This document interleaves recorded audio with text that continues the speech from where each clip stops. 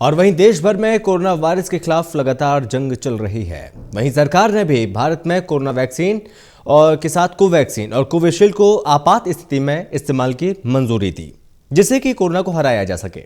तो वहीं अब तीसरे चरण में जारी कोवैक्सीन के ट्रायल को देखते हुए कंपनी ने टीका लगवाने वाले लोगों के लिए अब एक फैक्ट शीट जारी की और कई सावधानियों का पालन करने को कहा है।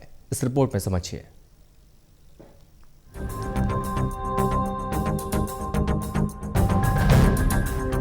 दुनिया में सबसे बड़ा टीकाकरण अभियान 16 जनवरी से भारत में शुरू हो गया है।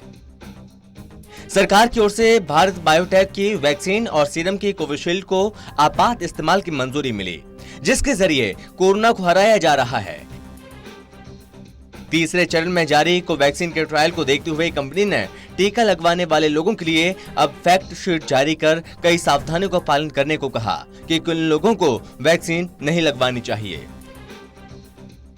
कोवैक्सीन बनाने वाली कंपनी भारत बायोटेक ने विस्तार से फैक्ट शीट जारी कर कहा कि उनकी प्रतिरोधक क्षमता कमजोर है या जो ऐसी दवाई ले रहे हैं जिसका प्रतिरक्षा प्रणाली पर असर हो सकता है, उन्हें एंटी कोविड वैक्सीन कोवैक्सीन न लगवाने की सलाह दी जाती है।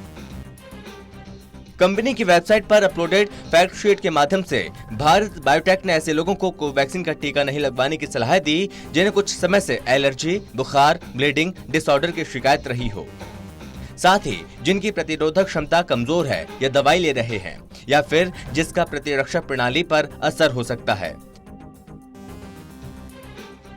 कंपनी की वेबसाइट पर अपलोड किए गए बयान में कहा गया है कि कोवैक्सीन का टीका गर्भवती और स्तनपान कराने वाली महिलाओं के लिए वर्जित है।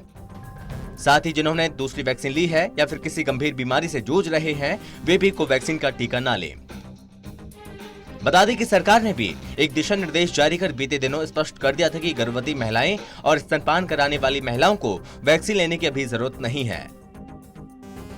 भारत बायोटेक ने वैक्सीन की संभावित प्रतिकूल घटनाओं और वैक्सीन के लिए योग्य लोगों का विवरण देते हुए ये फैक्ट शीट जारी की। इसमें कहा गया है कि इसके बहुत ही कम चांस है कि कोवैक्सीन से सांस लेने में कठिनाई, चेहरे, गले की सूजन, तेजी से दिल धड़कना, पूरे शरीर में चकत्ते और कमजोरी सहित एलर्जी की गंभीर प्रतिक्रिया पैदा हो सकती है। गौरतलब है कि अभी कोवैक्सीन तीसरे फेज के ट्रायल में है और अभी इसकी प्रभावकारिता पूरी तरह से साबित नहीं हो पाई है।